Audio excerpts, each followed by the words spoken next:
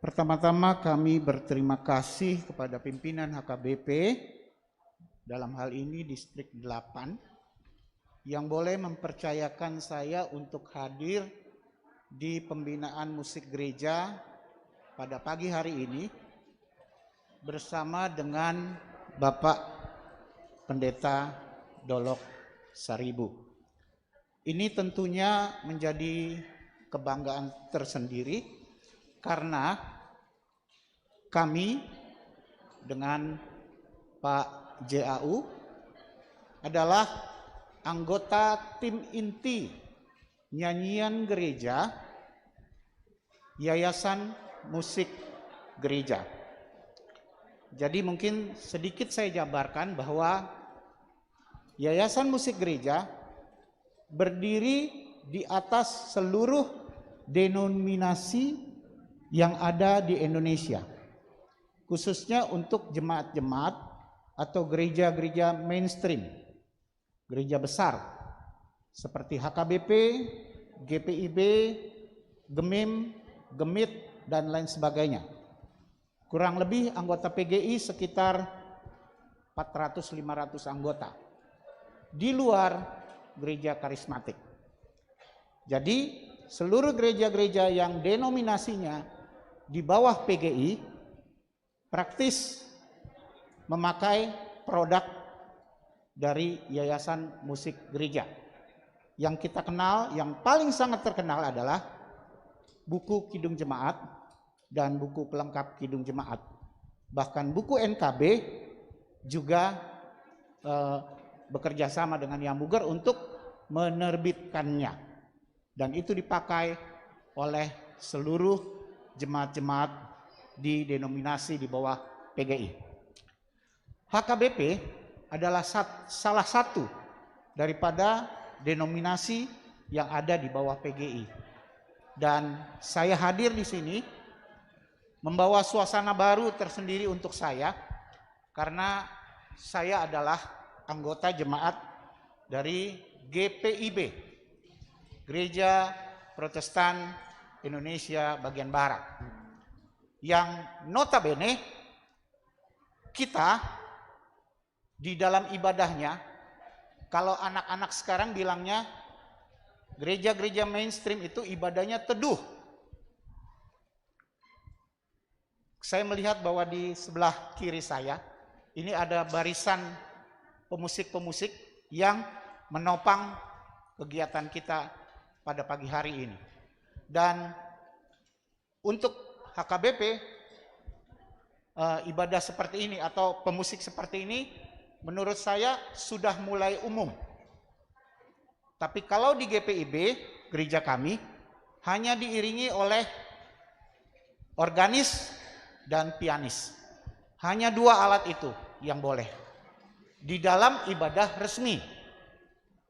Kalau di dalam ibadah keluarga atau di ibadah di luar hari Minggu, maka barisan penyanyi atau barisan pemusik yang dipakai bisa sedikit lebih bebas.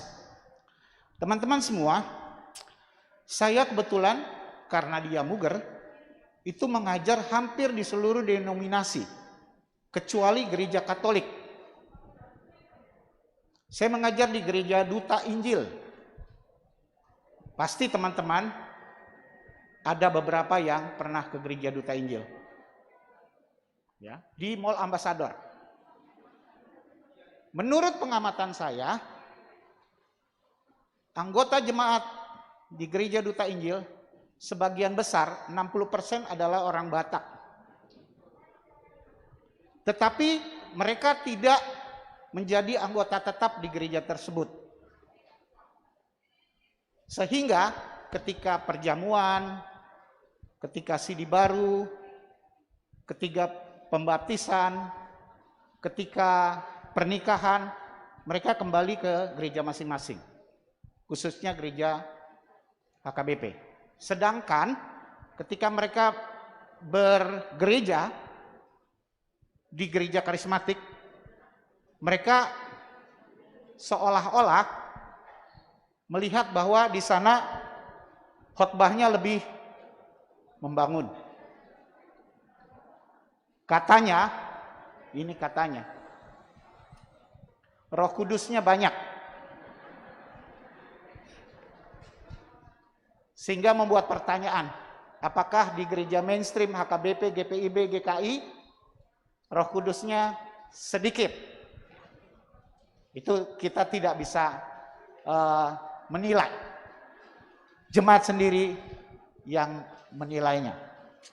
Tapi ada satu pengalaman teman-teman di dalam musik gereja.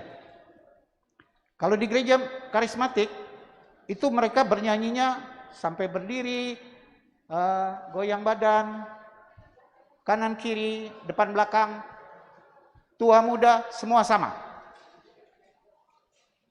Kita tidak tahu bahwa apakah ini di dalam gereja, apakah di dalam ruang pesta. Kita tidak tahu. Karena apa? Saya kebetulan melayani sampai di Sumatera Utara di sana. Bahwa kalau ke gereja itu pasti pakai kebaya, pakai jas. Dan itu budaya orang Batak. Tapi kalau kita ke gereja karismatik, mereka pakai tank top. Karena pulang dari gereja biasanya mereka ke mall. Menjadi lebih praktis. Tapi kenyataannya setelah pandemi ini, yang memperhatikan kami pemusik-pemusik gereja adalah justru gereja-gereja mainstream. Karena jemaat sudah tidak hadir lagi di dalam gereja ya. Tidak hadir lagi di dalam gereja. Mereka hanya mengikuti ibadah live streaming. Jadi gereja kita harus berbangga karena gereja kita punya organisasi yang kuat. Setiap kepala, setiap jemaat termonitor semua untuk pergi ke gereja. Andai kata orangnya tidak pergi ke gereja, persembahannya pasti pergi ke gereja. Ya, karena ada persembahan tetap bulanan jemaat atau persepuluhan atau apapun namanya. Yang menurut kesadaran jemaat harus diberikan kepada gereja kita. Nah, itu tidak ada di tradisi dari gereja-gereja karismatik. Jadi kita harus bersyukur. Tapi ada juga sisi positif yang harus kita ambil dari mereka.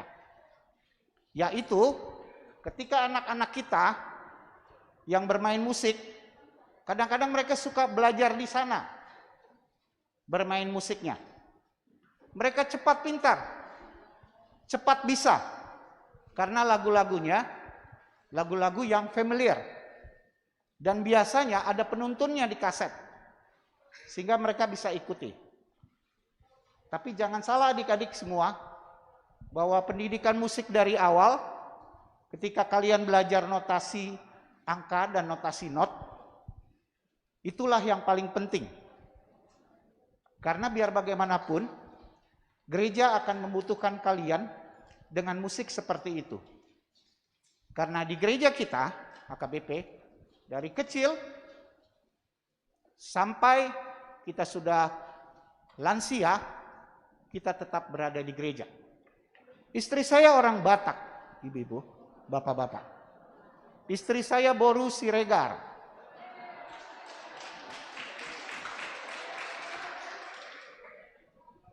Jadi, suasana musik HKBP, saya sudah rasakan ketika saya masih pacaran. Saya masuk HKBP Menteng, karena istri saya anggota HKBP Menteng pada waktu itu. Jadi waktu masa-masa remaja dan pemuda saya bergereja di sana. Jadi saya paling mengerti suasana gereja HKBP. Yang pasti kalau saya ke gereja HKBP, di HKBP Menteng mirip seperti ini. Jadi ada barisan choir di atas yang menuntun nyanyian ibadah. Barisan choir di atas. Dan nyanyian jemaatnya sama bagusnya dengan nyanyian paduan suara yang dilantunkan oleh paduan suara itu sendiri. Jadi yang menjadi pemandu lagu adalah paduan suara. Nah, ini juga yang dilaksanakan oleh gereja kami, GPIB. Tetapi tidak semua jam ibadah. Hanya jam ibadah yang prime time, yang banyak anggotanya, itu kita memakai barisan paduan suara atau kantoria. Jumlahnya bisa 20 ke atas. Kalau dia muger atau di lingkungan PGI, kantoria atau paduan suara itulah yang paling berfungsi ketika ibadah berlangsung. Karena strata tertinggi dalam nyanyian di dalam ibadah hari Minggu adalah nyanyian jemaat itu sendiri.